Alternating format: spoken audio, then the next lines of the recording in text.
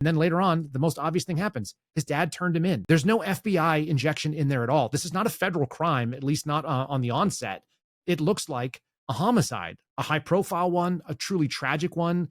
A young man snuffed out at the peak of his capabilities on the public sphere. But none of that indicates initially that the FBI has any involvement whatsoever. And they don't necessarily need to inject themselves unless they desperately want that win. And that's what I think we saw.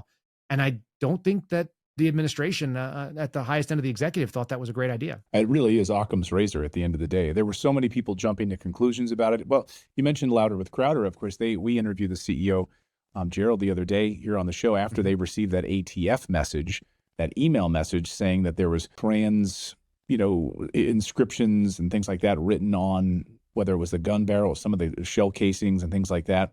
Yep. I don't think that that's been confirmed now at all, and it doesn't seem. Yeah, it's actually in the probable cause statement. They mentioned that there were 4 shells that were involved. One was at a spent casing, and the other 3 bullets that were still live. And they said essentially one of them was sort of a gamer meme type thing. It was like a cat whiskers that is done with a letter and then an O and then another letter, and it said something about his bulge. And that's not real obvious to me, but apparently it's gamer stuff. There was another one that said "Hey fascist Kesh," so that seemed to be sort of an anti-fascist type thing. There was a Bello Ciao, which is an Italian song that the anti-fascists apparently sing. So this is another anti-fascist bit. And then there was something to the effect of, if you could read this, you're gay, or if you read this, you're gay, is what it actually said. So that's kind of an internet meme. It's the joke that if the FBI goes into my closet and they pull out all my stuff and they get to the bottom of it, they find a piece of paper that says, if you're reading my stuff, you're gay. And so literally, like, there's jokes about this online. So this guy obviously had a pretty aggressive online presence. It sounds like he was on some Discord channels. They were having some chats back and forth, and he's doing memery.